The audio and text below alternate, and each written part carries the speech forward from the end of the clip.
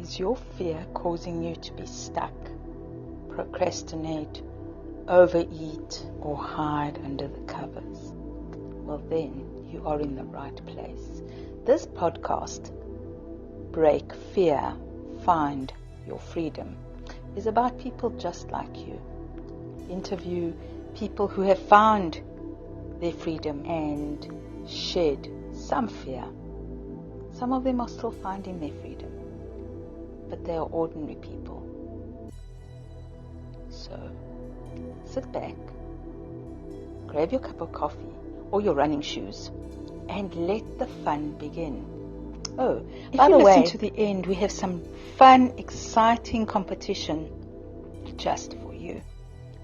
So I'm really excited to show you the way.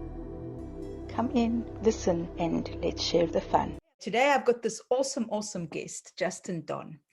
And Justin loves cats, but he also is much more than just loving cats. But I'll let Justin introduce himself. Hey, Justin, how are you today? Hello. It is honored, and I am grateful today because I'm here with you. So thank you very much for having me and for that lovely introduction. You are correct. I am a crazy cat man, or a proud cat dad, or a cat gentleman, or cat lord. I've been called many things, but that's not my day job, obviously. So, but I am very well known for cats. So who is Justin Donne? Do you know, General Patton said, I've been known by many names and many faces, but it's always been me. So that's almost a question that I don't even know how to answer other than saying I am. However, if you're asking, what is it that I do, or what is it that I offer people, or what is it that, people work with me for, then professionally, I'm a business strategist, and I help businesses to achieve certain results and overcome certain things. Your audience is not necessarily interested in that topic, so I'm not here to sell those services, but the kinds of things that we work on with the business and the strategies achieve are the doubling of profits and productivity, the tenfold increases of money, the quadrupling of income and clients, various measurable outcomes like that is what I help them to achieve. And that's what I do professionally and as a strategist, as a consultant, and all of that. So I don't know, I enjoy it. I seem to be pretty good at it. So I earn a living doing that. Other than that, Justin is a what's called a cultural creative. And for anyone who is curious about what that is, it's a 2-minute read on Wikipedia. So just go 2 minutes, you'll know all the characteristics about being a cultural creative. It's not just being a creative person, it's a whole thing. There's about 50 million of them on planet Earth. And so that it is. So I have, play classical piano. I have a 2nd-degree black belt in karate. I speak 6 languages. I'm interested in these things. These are the things that I'm interested in. And so I dive, and I have a tendency to dive deep when I do that. So those are many facets to my personality, and there's lots more as well. So rather than talk all about me, you let me know what you would like to do on your show. Thank you, Justin. Wow, there's so many things. I think that just calls itself to a whole series of interviews, right? Or conversations. Conversations is more better. The whole series of conversations. So we'll put that on the back burner. I think. Yeah. I think what I'd like to just hone in is on productivity and how people. A lot of us feel like, there's so much to do, and where do we start, and how do we have a productive day? Even though sometimes, I'm doing this, and this, but at the end of the day, it's like, I don't think I had a productive day because I didn't really. Yeah. That is a very interesting topic. Carina, am I saying your name correctly? Carina, yes. Carina. Beautiful. So the reason I say it's an interesting topic is because the sentiment that you're expressing there could come from many different things. It could come from someone really just being an unproductive person and lazy or whatever. It could come from someone having an issue with being okay with their productivity. Maybe they're a perfectionist and they've been very productive and yet they feel unproductive. I have a tendency to do that. So I can say that, where people look at me and they say, oh my God, I can't believe you did that much. And I still feel lousy, like I haven't achieved anything for the day. Not often, not often, but it does occur that emotion comes up in me. Also laziness, sometimes I just need a lazy day, but it could also come from just somebody not necessarily having the tools or the perspective on it. However, there's one more thing that I've observed, and you're welcome to disagree with me on it, which is an observation I've made on sort of what's going on in our societies today. There is a trend out there, generally promulgated by most gurus. And I'll name them. That's fine, because it's a good strategy to get attention. People like Gary Vaynerchuk, people like Grant Cardone. These are good people. I'm not questioning their integrity. I'm not questioning but there is a line with all of them that they parrot in their own way, which is about how hard they work and toil and grind and hustle and suffer. And that line, in my observation, is false. Whenever I've heard them say these things and teach these things about how hard you have to work, my BS meter goes off. I think that the truth is, and this is potentially controversial, is to get other people to work hard on your behalf. And you don't work so hard, but you have to convince them that you are working hard in order to perpetuate that myth. So the example of Gary Vaynerchuk, when he first started, he was, he's saying how hard he hustled and worked. Well, his father owned a multi-million-dollar wine store, retail outlet. Yes.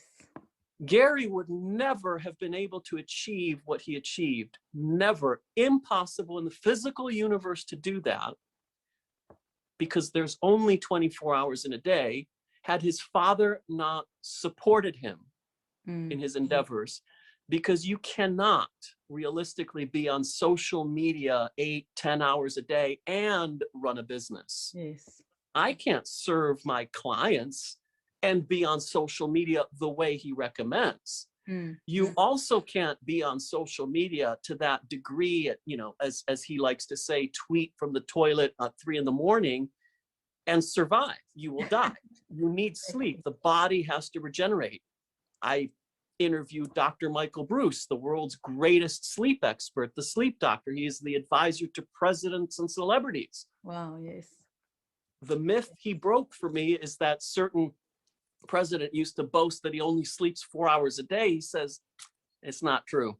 He says that, he likes to say that, but trust me, he sleeps more than that. He's his doctor, his sleep doctor. Yes. So it's a myth out there, and there's lots of conspiracy theories as to why, and they're perpetuating this myth, but I put that to one side because I can't validate those. They may be true, but what I do know is that it's not true, unless of course you count thinking as hard work. But just because you've been thinking about your business 24 hours a day doesn't mean it's toil, because the way they present it, it seems like toil and hard work. And the issue with that is that I believe that is harmful. That myth is harmful because the body needs a balance of rest and work, action and contemplation. There has to be a balance for that. Meditation and action. There needs to be a balance. You can't live a healthy life if you just sit there and rot away as the fleas attack you and meditate 24 hours a day for the rest of your life. You need action. You need to go eat. You need to go to the toilet. You need to take a shower. Yes. You need to work. You need to work. Maybe not work. Maybe you're independently wealthy, but you need to do some action, if it's only just to clean yourself. But you also need the rest. You can't just be action, action, action all the time. Even the most action-oriented people on earth like, I don't know, Tom Cruise, he does sleep. Yes, do right. He does take time for his own personal development. Now, for him, he makes it's not meditation. For him, it's the choice that he made with his religious practices. But those are beautiful. Those are wonderful things to do because he's taking time for self-care. He is, as action or as motorcycles, he does take that time.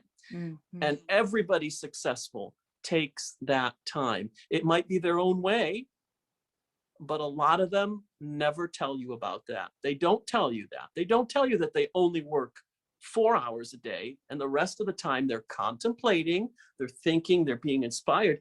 They're taking that time and presenting it to you as if it's work time. Yes. Because it is. It's time where they're being creative and they're allowing the inspiration to flow into them.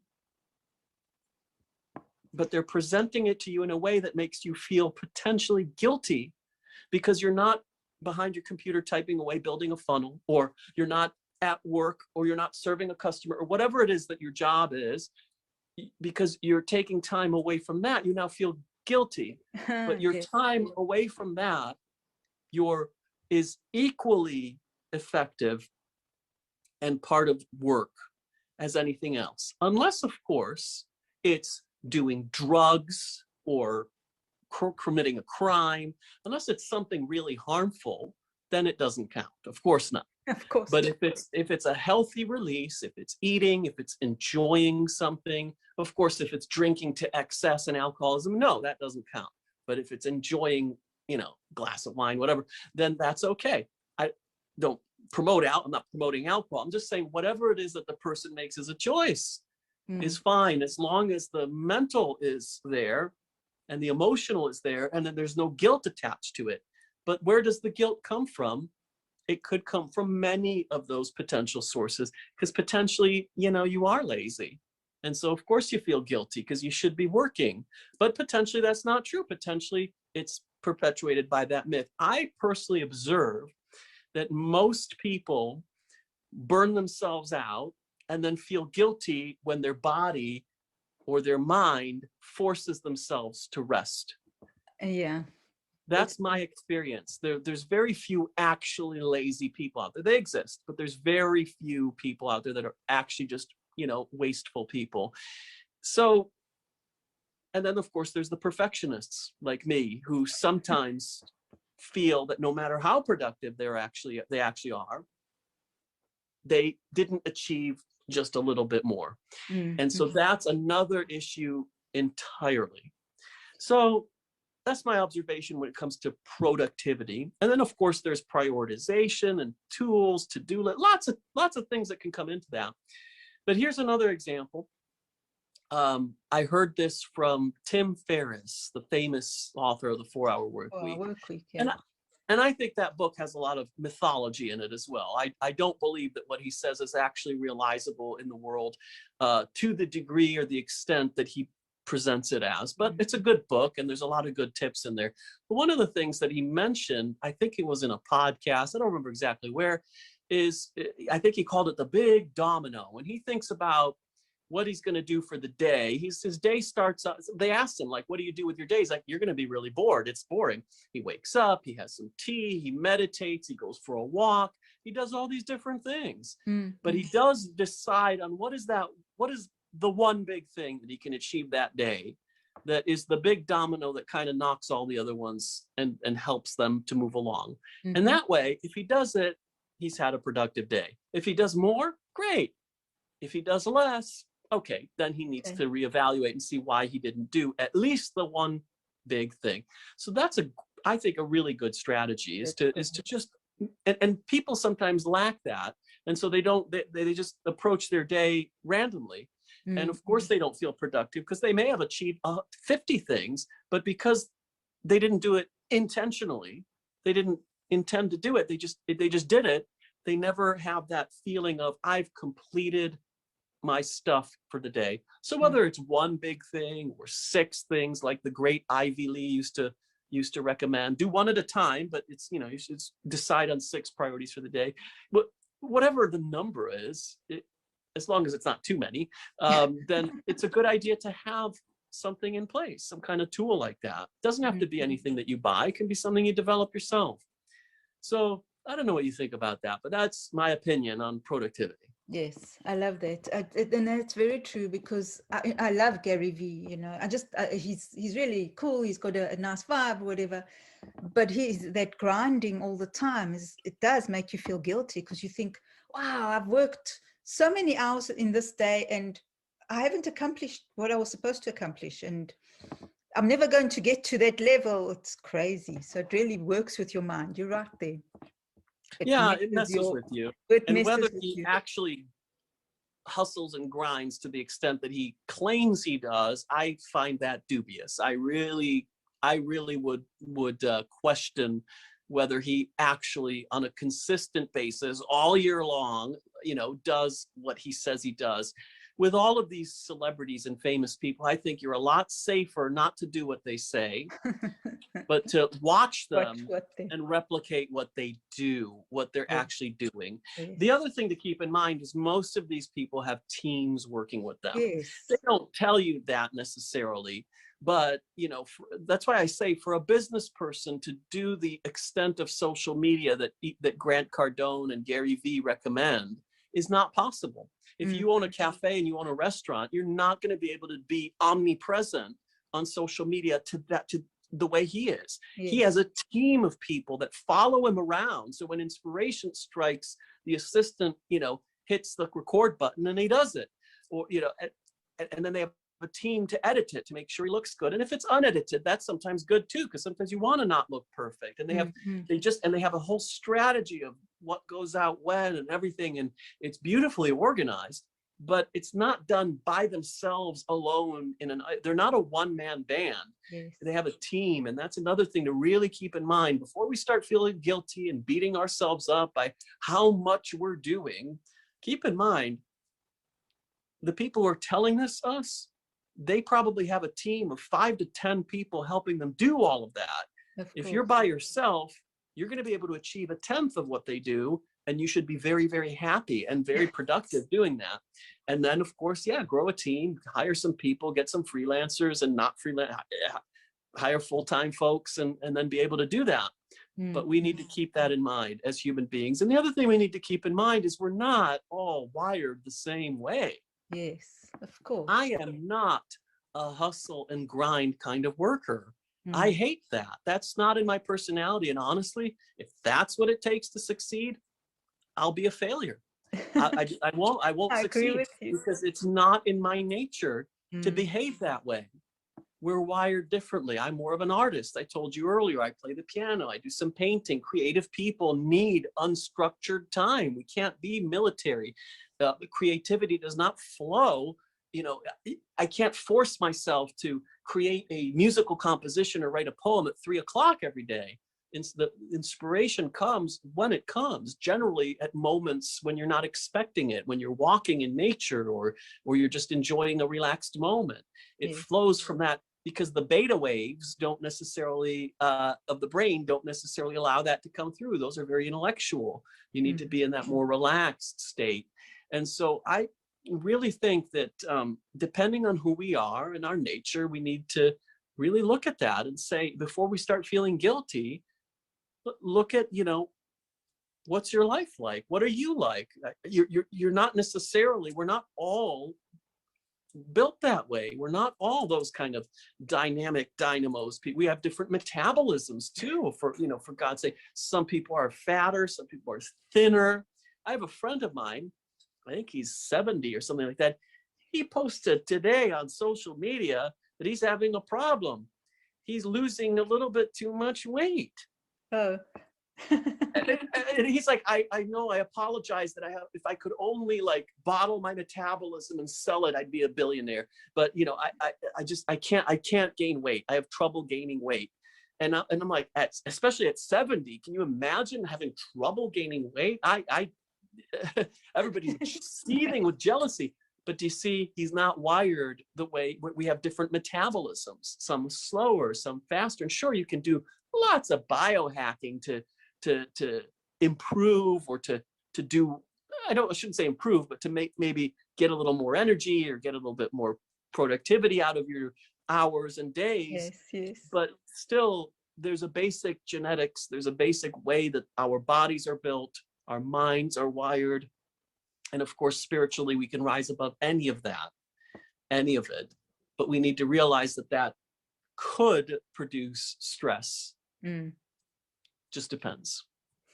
But that's what makes life so exciting, is the difference that the different people we are, and coming into contact with all the different people, with all the different ideas. And we're not robots, even though some people tend to think that we are, in all the craziness that's happening.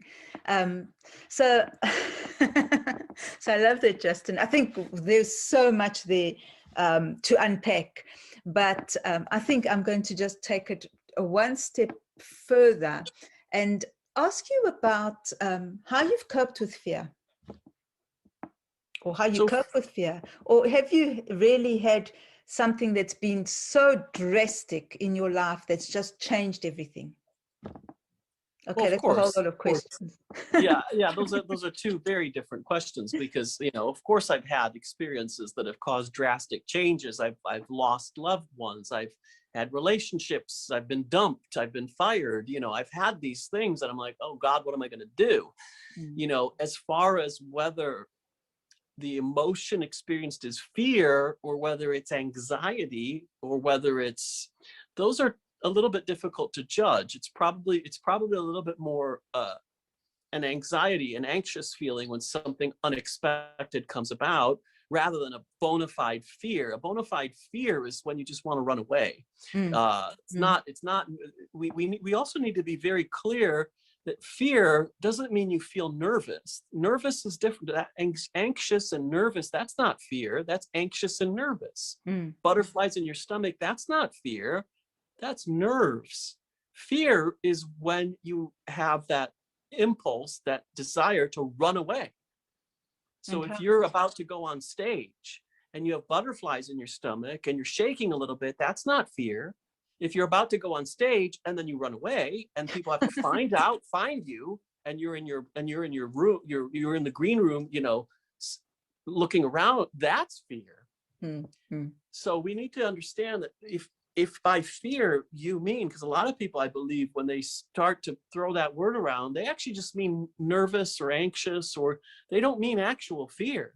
No. And so I think it's a really interesting thing. So have I felt fear? I mean, I don't know that there's been a moment in my life where I felt actual fear, where I need to run away, where something was, threatening to the degree where I run away. There has been, times where I've not confronted something, but again, that's not fear. Just because you didn't face it doesn't mean that it was fear. I didn't run away. I just didn't want to face that at the moment.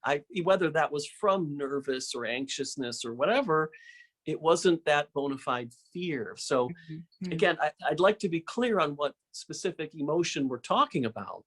Okay.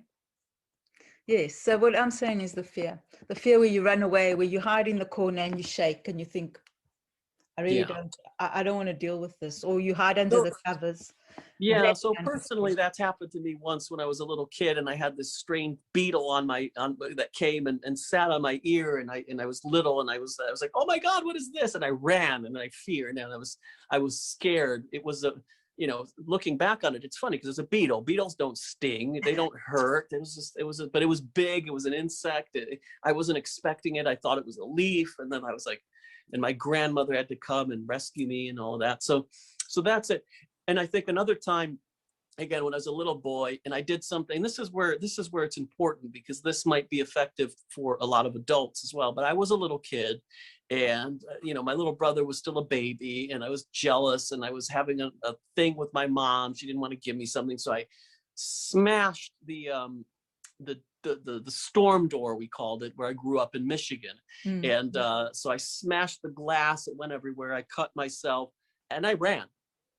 I ran away. Like the little boy ran away. And eventually I came back, and, you know, they found me, and they're like, oh, you know, mom treated the cut, and, you know, told me I don't need to run away, that, you know, she still loves me and all that. But that was fear. That was fear of, you know, I broke something. I did something I shouldn't do. I committed a really bad thing. I mean, in perspective, it's not that big of a deal, but it was, for me, it was a huge deal. I broke something in the house that was, you know, valuable. It wasn't just a plate. It was like the door. And so that caused the fear in me. And I think for a lot of people, when we do something that we shouldn't do, we know we shouldn't do it, that could trigger that fear. I need to run away. Uh-oh, who's going to find out? Will I get caught? Yes. So it will trigger, of course, nervous and anxiety as well, worried about, do they know? Do they know? Does she know? Does my manager know? You know, there's that worried about, uh-oh, I wonder if he knows that I stole the pens from the office. You know, that there's that kind of thing. But then there's also the fear that could get triggered as well, which means we want to run away or quit the job, you know, something that is really a heightened and aroused emotional state.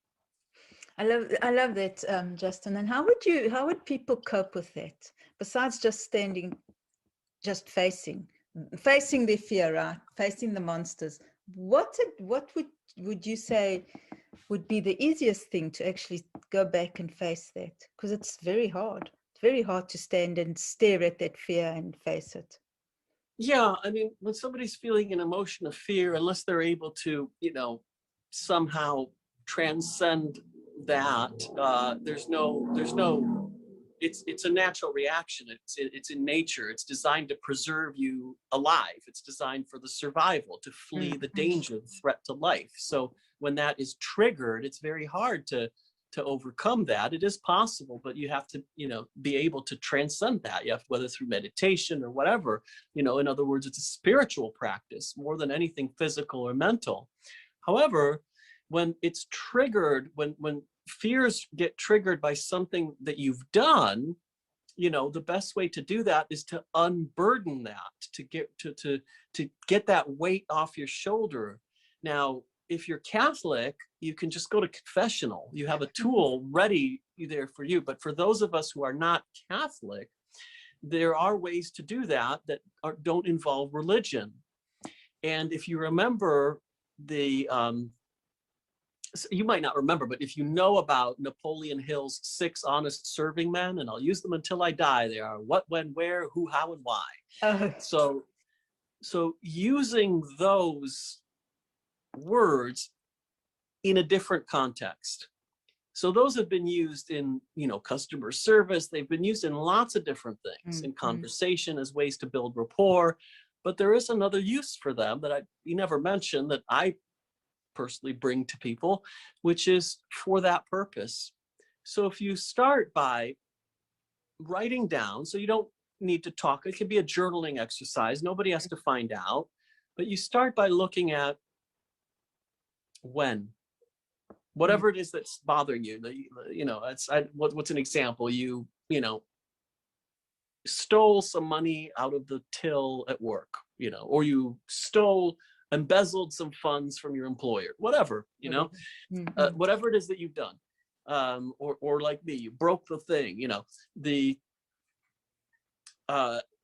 so you start by looking at when it happened. You look at it mechanically, you break it down in the mechanics of it so that it no longer becomes this strange thing in there, but you now understand when it happened. And you get as specific as you can, obviously. If you know exactly what time it happened, good. But if you don't know the time, you just as close as you can get to it.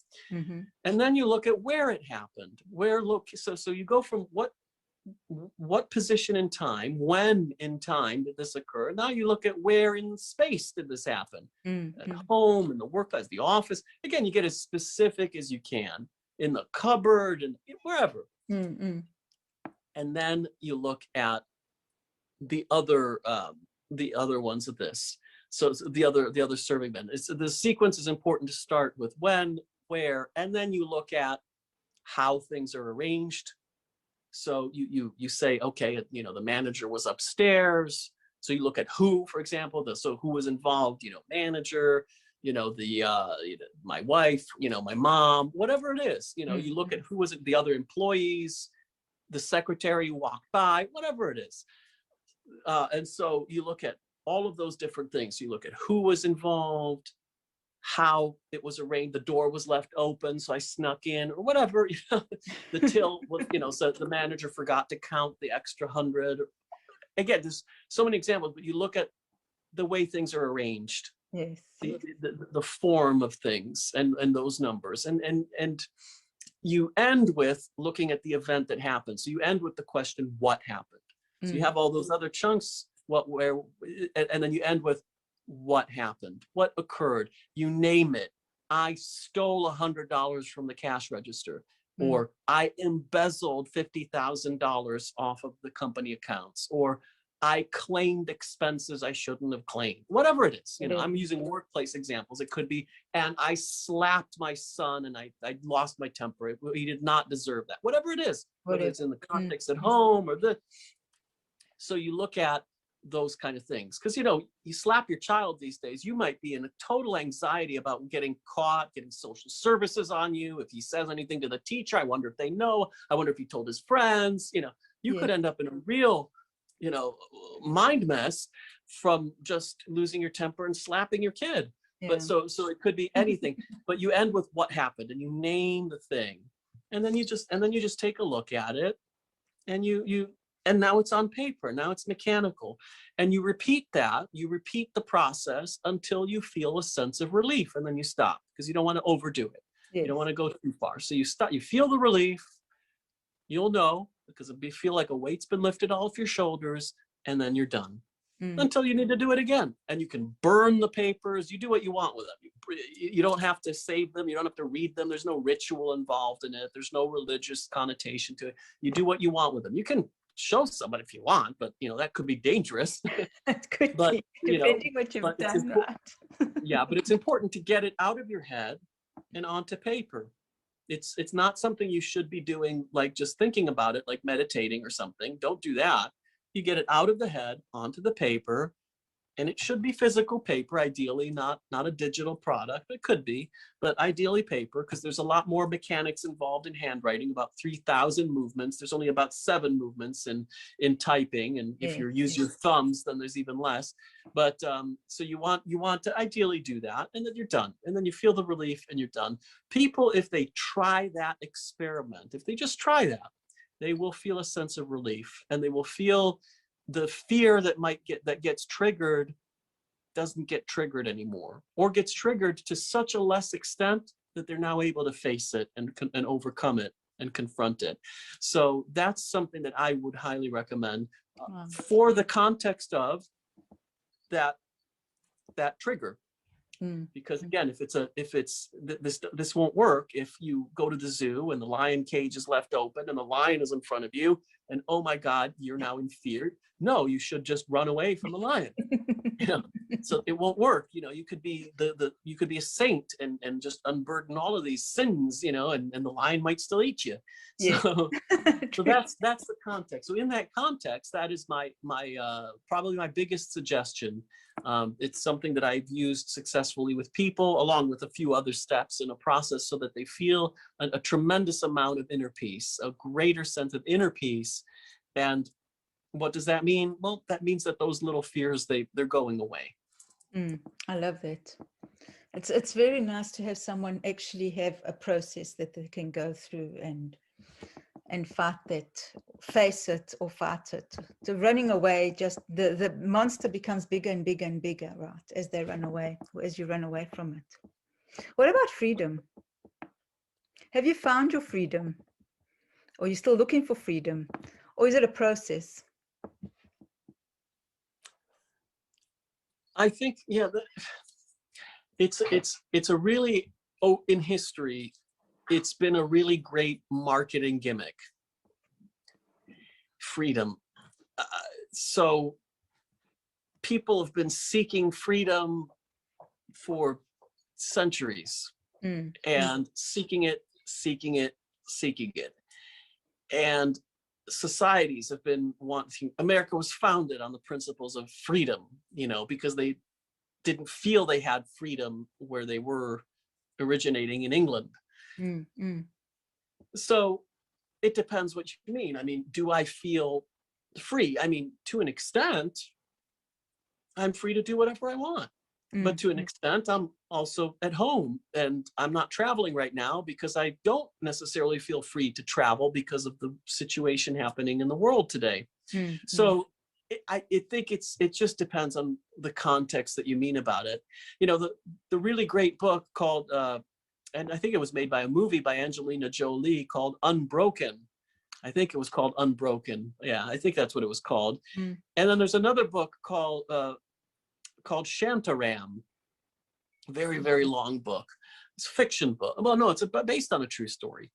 And I think the whole point of the book is that you really are free, because no matter what they do to your body, and I'm not saying the man was tortured, he was a prisoner of war. So those things are not pleasant, but no matter what's done to you, you can still go anywhere you want to in your mind. So, you know, he would do that. He would just zone out and go to the beach or whatever in his mind, and while he was being tortured. And so they never broke him. They never got him to reveal secrets and, you know, and do the stuff that they do under torture, you know, to enemies. So it's interesting because to a degree, you know, we're free.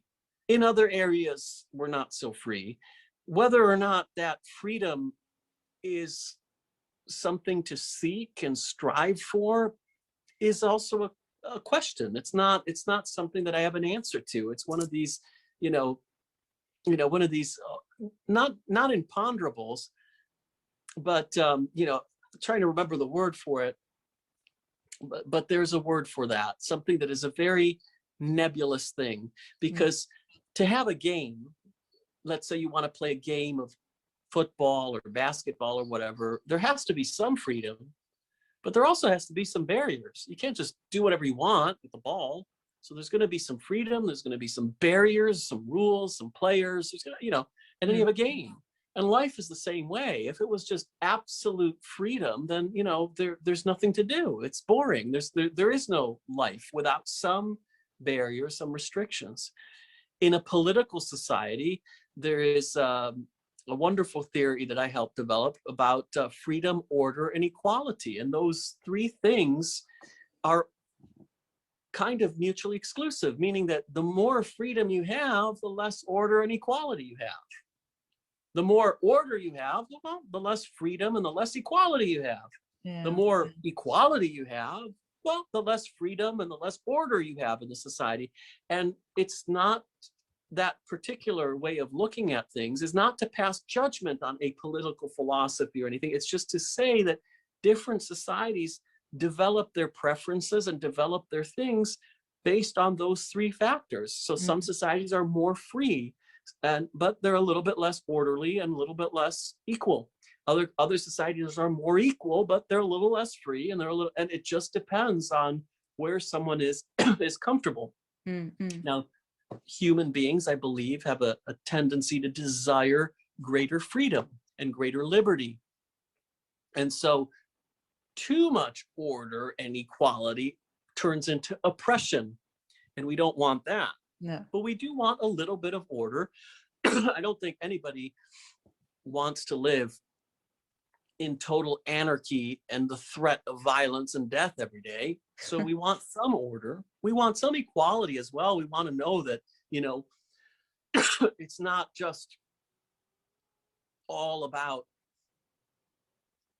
total freedom, but, some people, of course, are going to be like super trillionaires, and others are going to be dying on the streets.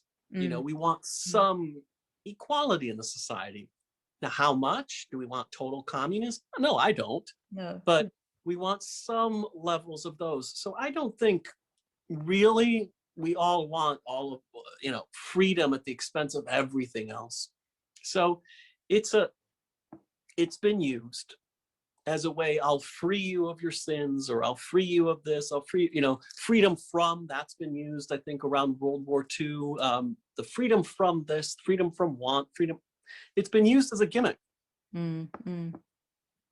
But also, it's also a personal thing. Don't you think that your freedom is not the same as my freedom anyway, right?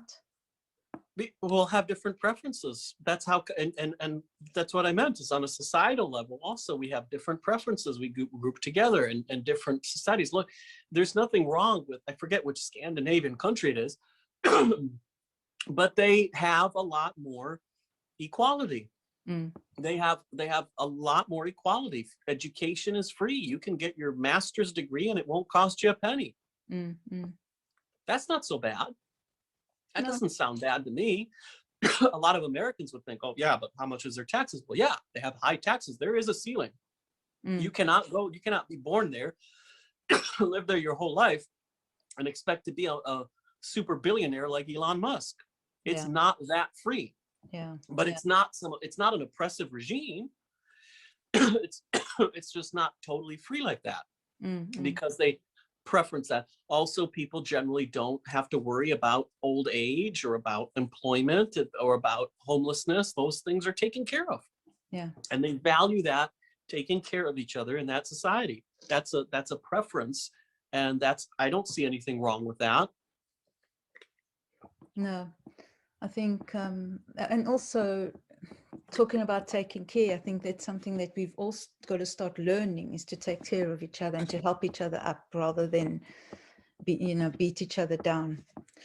Well, that's sure. And I think that's a whole other thing. And but that will be a more, that's a whole, because freedom doesn't have anything to do with that, because no, we can it's a whole be different conversation. Completely free and compassionate and caring and nurturing and taking care of each other, or we can be totally selfish and self-centered, and everybody's, everybody's in it for me, and that's it.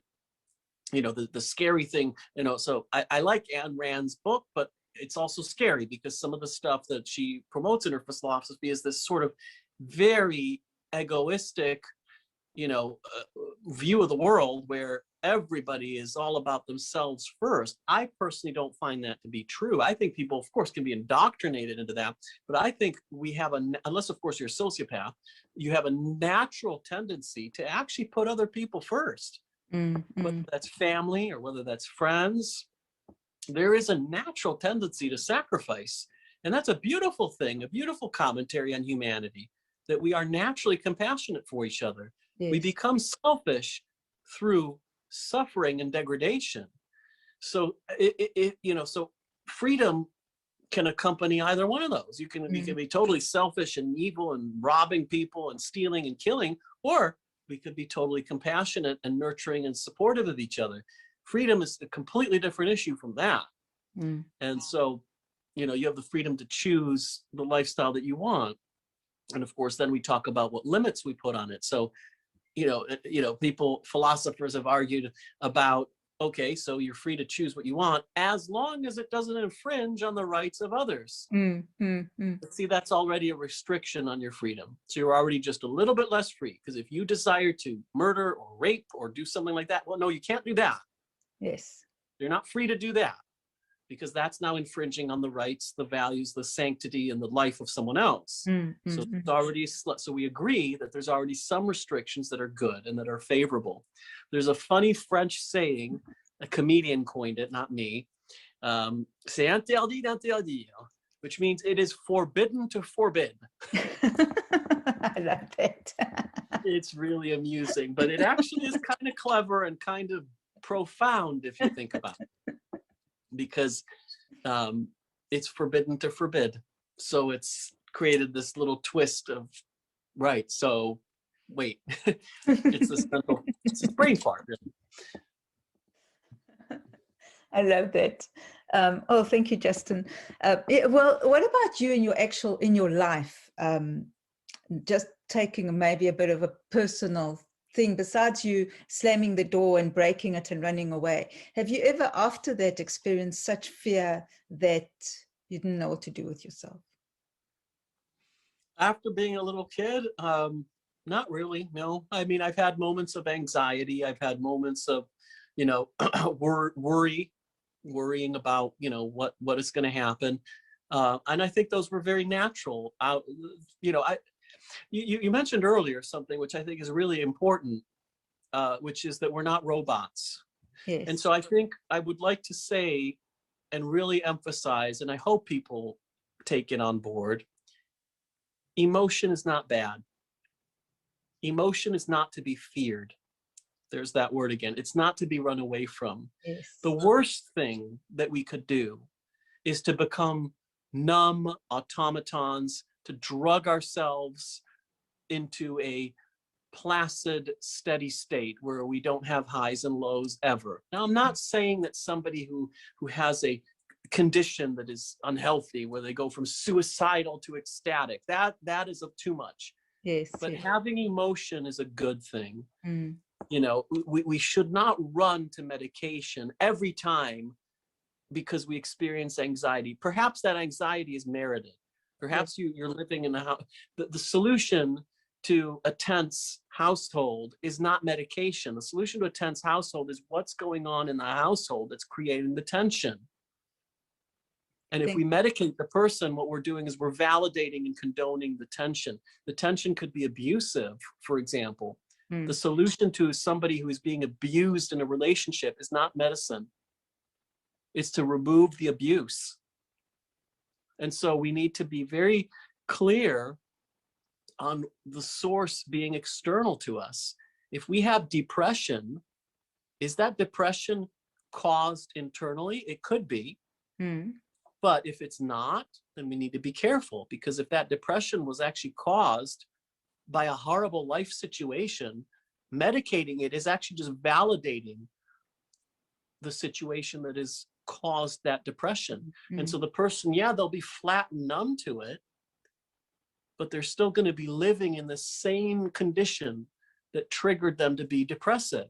Yes. And that's where we need to be careful and not to validate that, because what then happens is, for example, let's say there's a person in the workplace that is constantly being abusive or discriminatory, and the person then is depressed because their work is never validated. Their work, let's say it's a manager who is perhaps a sociopath, and is constantly invalidating. And so the person is depressed. I know someone like this, and the person is depressed and has depression because their boss is a sociopath, undetected.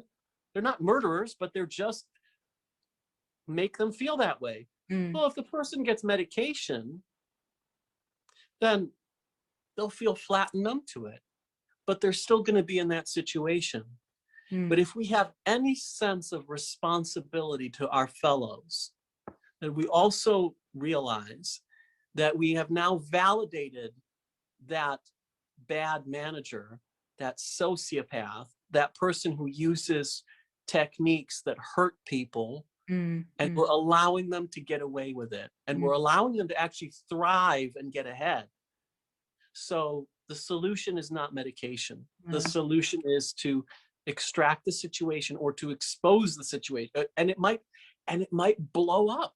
But that's what I'm saying, is emotion is not a bad thing. If it blows up, if you get fired, yes, you will have anxiety. Yes, you might cry and have grief.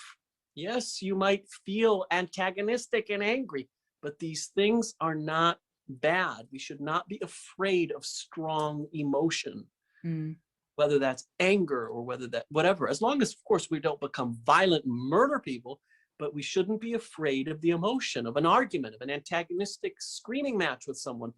There is nothing inherently wrong with that. However, there is something inherently wrong with being so unable to confront emotion that we avoid that confrontation at all costs, including our own well-being. Because there are a tremendous amount of people, especially here in the UK, that avoid confrontation at all costs, including their own well-being. And their well-being suffers, their mental health suffers, only because they are so intensely polite that they will never confront, they will never tell the truth, they will never do that, because they're afraid of strong emotion, feeling it, experiencing it, seeing it in someone else. I'm not afraid to see someone cry. There's nothing wrong with that. That's okay.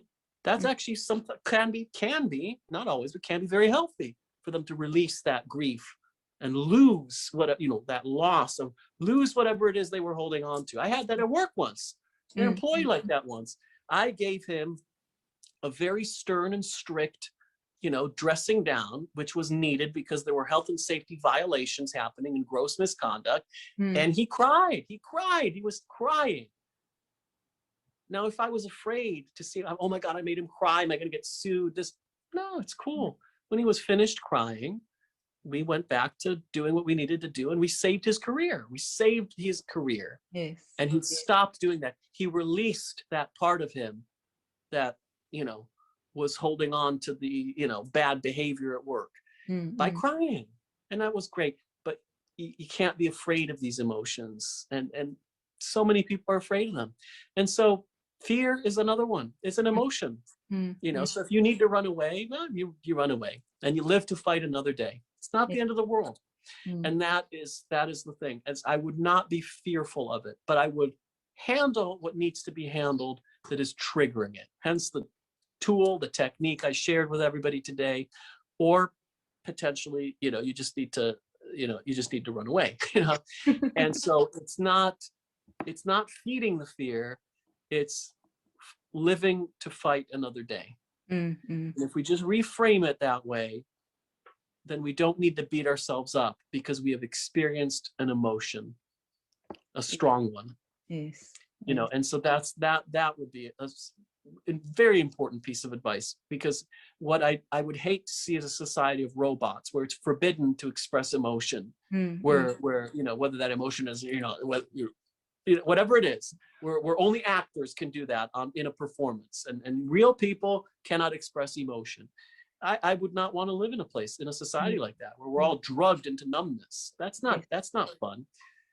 I'm not saying it's fun to be dumped and experience grief and loss. That wasn't fun. Or to be fired and experience anxiety. Oh my God, where am I going to make money? What am I going to do? I've experienced that.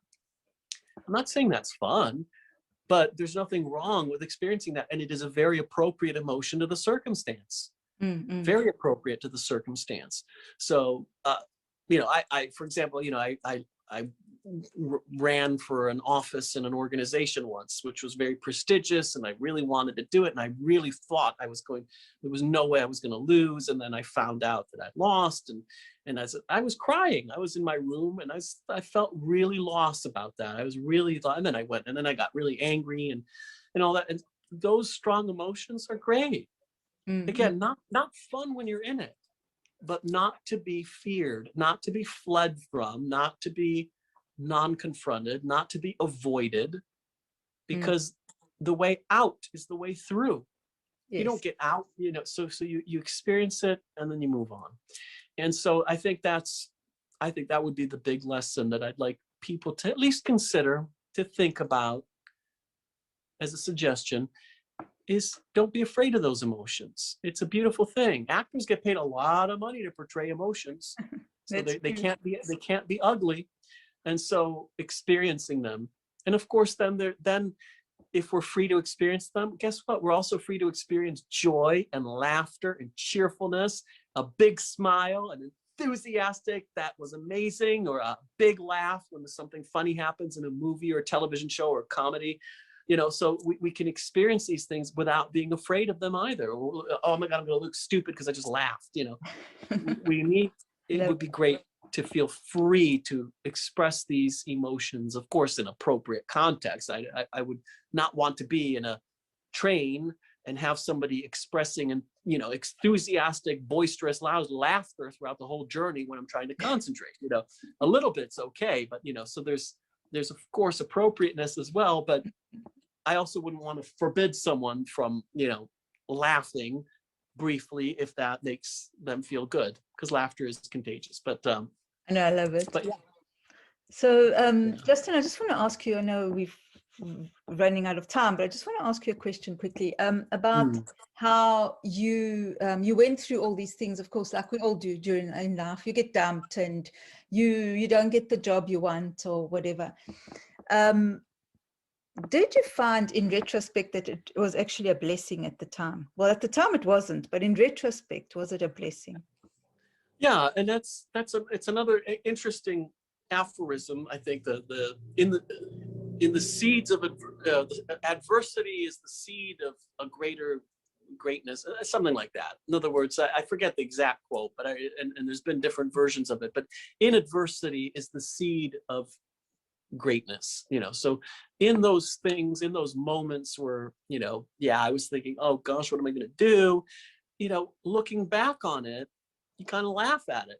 We look back on it because it just led to a lot of things. It also was very interesting because in retrospect, you could have seen it coming miles away because you were miserable in that relationship you were miserable in that workplace. I certainly was. And I was like looking for new job. I couldn't wait to get the hell out of there. It was the worst job ever. And so then when I got fired, I'm like, how dare you fire me? I hate you. You hate me, but don't you fire me, And it's like, it was interesting. And so it is what it is. In the relationship, it was miserable relationship. I was getting yelled at all the time and bitched at all the time. And it was just not comfortable. And I just didn't know what to do. I was like, I was committed, but at the same time, I was miserable. So eventually when I got dumped, I'm like, you dumped me. I'm like, it was actually a blessing. It's what I've been asking for is go away. And so then when they actually went away, I was hurt, which is really funny now to me. I was hurt, but I wanted them to go away. I'm much happier, and I've been much happier. This was like 7 years ago, single, than I ever was with this person. So, but when it happened, I was like hurt. I was devastated. I was heartbroken. So looking back on it, yeah, and a lot of so there's those two sides to the coin. There's the side of it that it was. You should have seen it coming. I wanted this. And then there's the side of the coin where it was actually a blessing. Now, there are times, of course, when, I lost a loved one, for example, like, my grandfather or my grandmother. I was very close to my grandparents. When they passed away, that was not pleasant. Is there a blessing in that? I haven't found a blessing in the death of my grandmother from stomach cancer. Yeah. It's there. So it's not a universal truth. It's not a thing where that there is a part where if you look at, like in Star Wars, where they come back as little spirits or whatever, there is a part of it where, her not being here has enabled me to reflect on her life, as opposed to if she was still here, I probably wouldn't do that. But I was able to reflect on her life and the positive sides of it, not the negative sides of it, and just look at that. And whatever negatives were there, I can also learn from. But it was just really just look at what was the best of my grandma Adele, what was the best of my grandpa Jacob. So their passing is in a way enabled them to be my spirit guides in a way, and so there is some blessing in that too.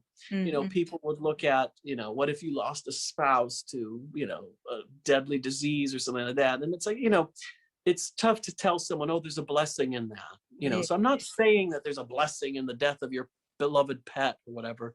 I'm just saying that there might be in that space something that you don't currently see, that in years time or months time or whatever, you will look at and understand that you've been able to do or achieve, or somebody else was able. That blessing may be a little bit hard to spot. That's what I'm saying. But I do think that it's potentially there, even with the loss of a loved one. It is potentially there and worth looking for. Generally, when you look for something, you find it. Yeah. So worth looking for, but gently, because it might take years to realize. Well, on that note, where can people find you, Justin? There's just so much, and I'm sure everybody wants to just find out more. Yeah, so I mean, at this stage of my life, honestly, the best place to find me is to connect with me on social media and send me a DM. Send me a direct message. I'm present on there. I do have an assistant, but I'm not yet at that point where I'm comfortable delegating my social media or my schedule. So I know some people do, and eventually maybe I'll get to the size where I'm comfortable delegating that, or maybe not, but I am relatively accessible through that. So the best place is whether it's Instagram or whether it's the Twitter or the Facebook. I'm Justin Donne. I'm transparent. I don't pretend like I'm someone else. So it's just the way my name is spelled, which is JustinDonne. And you just find me on there, connect with me. And you know, you can see lots of pictures of my cats or, you know, on Instagram, but also a lot of personal development quotes that I post all the time, which are, you know, guides and all of that, you know, on my Facebook page or that, you know, I do share some interesting things, or on LinkedIn, I'm on there as well. So those are the places where people can do that. And, you know, we can have conversations there. You know, obviously I don't have the capacity to have, you know, 1,000 conversations in a day, but, you know, I'm relatively accessible, relatively happy to connect with people and meet people if they're interested in finding out more, doing more. But that's really the best place. I don't have some kind of magic landing page where I sell anything or giving stuff away. I do have a book coming out soon, for two actually coming, one on cat and one on business. I have my cat book soon called The Kitty Boss, and I have my business book coming soon called The Fail Factor, but you know, for protection from failure. But I have a few things, but for now, you know, those are coming soon. For now, the best thing is just to connect on social media, and we can have a conversation, or you can just stalk me there for a while. That's fine too. See if you like the flavor. So that's honestly my suggestion for everyone. So if you just post the you know, @ symbol and spell my name correctly, they'll find me. I'm really easy to find. Well, thank you, Justin. And I was just wondering, you don't have a cat sitting on your lap, do you? No. I have a cat sitting across the room from me over there. My Charlotte is over there. Oh, is she there? Looking at you looking with at me, beautiful supervising. face. Yeah, supervising what we're doing. I mean, she sometimes will sit here, sometimes there. It just depends. Today she's in the mood to sit over there. She knows I'm talking about her, so she's giving me the smile. You know, cats smile by squinting. So and then opening their eyes. So she's opening and squinting and opening and squinting and opening and squinting because she knows I'm talking about her. But yeah, no, I don't have a cat on my lap right now. Otherwise, I'd pick her up and show you. And then my Emily is somewhere upstairs, I think. I love them. So you really have, everyone needs to go and see your cats because they are beautiful, even if they just stalk you to see your cats. One question before we go. What change do you want to be in the world? Sorry, say that again. What change do you want to be in the world?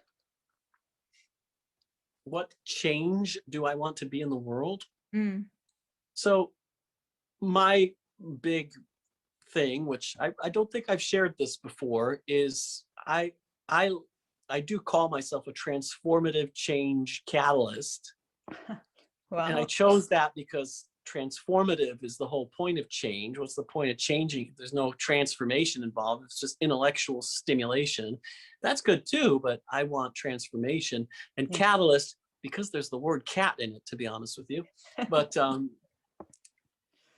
that's catalyst.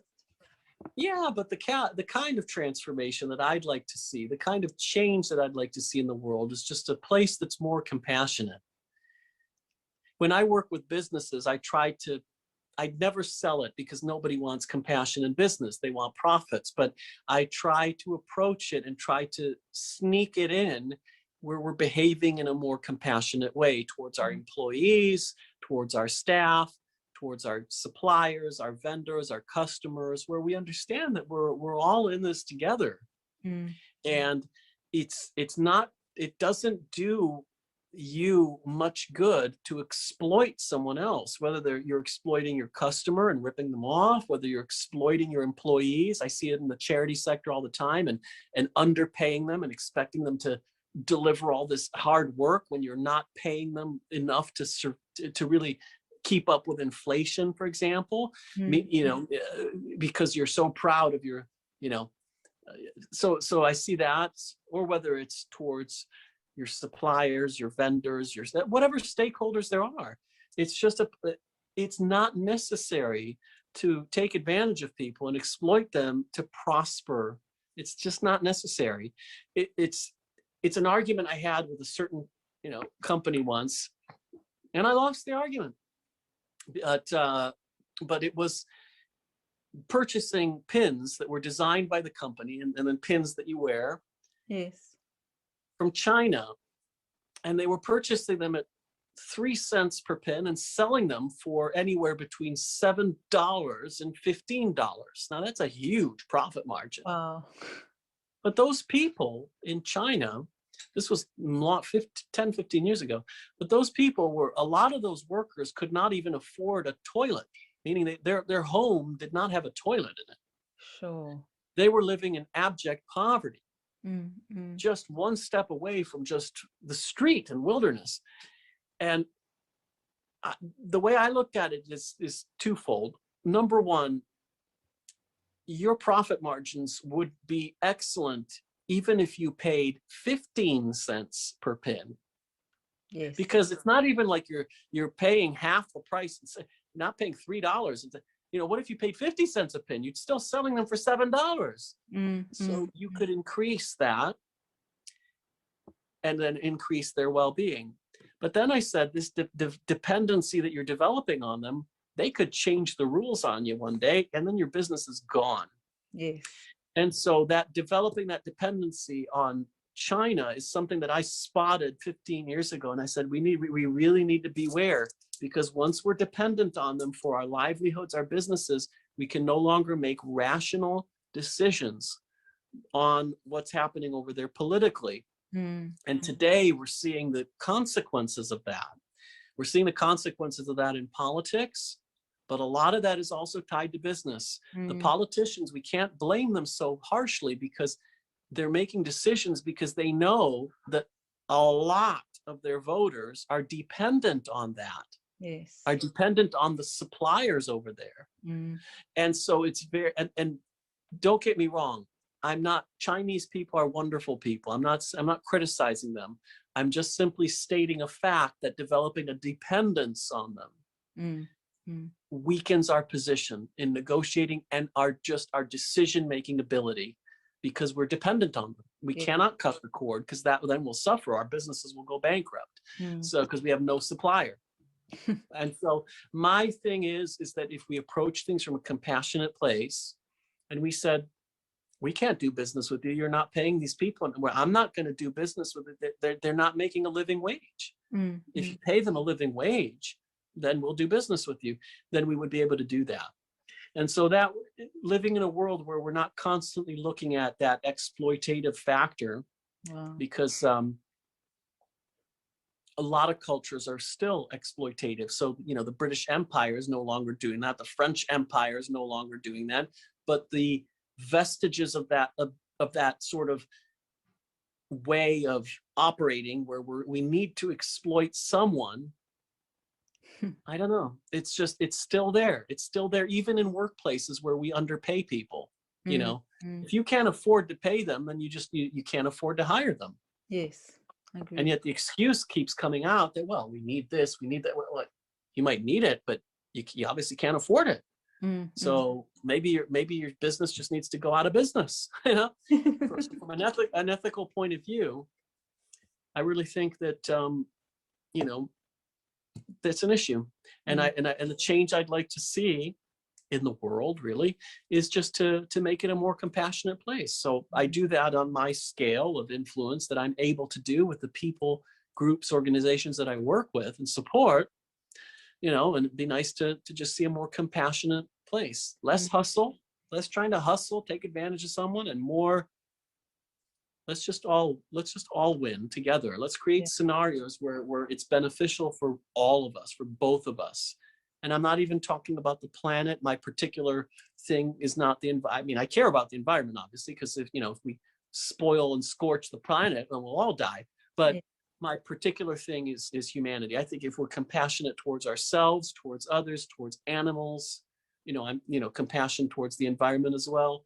That to me would be and I think that evolves naturally when people attain higher states of well-being or consciousness, whatever you want to talk about. That evolves naturally. You just naturally become that way. That's why I'm never afraid of freedom, because as long as people are evolving in a positive direction, they actually become more ethical, more compassionate, more kind. They don't become more aggressive. They don't become more criminal. They don't. They don't, unless they go down, unless they go the route of degradation and harm. Then they become, so, as people become healthier, they become better and more ethical. And that's a good, wonderful comment on humanity. It's my observation, and others as well, not just me. And I think that's a wonderful thing. So that's the change I'd like to be. So compassion, just bring some more compassion into our world. And it starts with us. Sure. Because I think a lot of people are really cruel to themselves, beating themselves up for things that they don't do, or they do, or whatever it is. So that's a start. I mean, your nasty, harsh critic is probably very nasty and harsh on himself. Yes. Unless he's a sociopath, but those are the minority. We need to understand that as I bring that up because they're there, and there's a lot of them, but it accounts for 2-3% of the population max. So and it's a medical, it's a physiological thing. The brain, interestingly enough, the brain, the frontal cortex is smaller. Oh, that's interesting. I didn't know that. Smaller. And, well, I suppose it makes sense, though. And the other thing is they do not get, so most people probably listening to this are not, even if they might be worried, oh my God, maybe I am, but they don't have a physiological reaction to things like fear or anxiety. So if they go to public speak, it doesn't make them nervous. If they go to murder someone, it doesn't make them nervous. They don't, like, if I accidentally killed a human, I would be very fearful. I'd be like, oh my God, what have I done? My heart would be like, I might faint. Yes. They, no problem. Just like eating a hamburger, whatever, no big deal. And so it's that inability to do that. And of course, the smaller cortex is just a very interesting distinction. Of course, we can't, ask everyone to, let me x-ray your brain, but it's just, it is a interesting phenomenon, but it accounts for a minority of the population. And we just need to also be a little bit aware that some of these people giving us advice, some of these gurus, not saying who, and I'm not saying none of the ones we've talked about, they do fall into that classification. So we need to watch out because who we're taking that advice from. And that's why I say better to watch what they're doing rather than listen to what they say and follow their instructions, because it sometimes doesn't match. But that's a whole other story. It is. Thank you so much, Justin. I've loved this conversation. Thank you so much. And we'll have to have a follow-up because there's been so many, there's so many avenues. We'll just have to go and finish one and then go to the next one. Sure. That'd be great fun to talk to you again and talk to you about something else and follow the rabbit holes wherever they lead. Yes, I love that. They're so dangerous, awesome. Though. Thank you so much, Justin. It's been an honor and a pleasure. Thank you. And thank you, everybody, for listening. We will see you all soon. Thank you. Bye. Thank you so much for listening to this up to the end. I'm so excited to have you here. It's an awesome honor. Thank you. And now, as promised, let me tell you a bit about the contest. But first, I'd like to tell you about the possible prizes up for grabs. We'll have break-free coaching sessions worth $350, signed books from authors and poets, and all the awesome interviewees that we will meet during the course of the year. There'll be crystals and perfumes and all sorts of other exciting things, depending on the guest for that week. So, without further ado, click down below and see all the details for the contest. Oh, and by the way, we also have some surprises just for fun. So, click down below and remember to subscribe to the show so that you don't miss any possibility of winning any of these awesome prizes. And we'll see you on the other side. I look forward to meeting you. It's going to be so much fun. Thank you. Thank you again for being here and have an incredible week. Goodbye for now.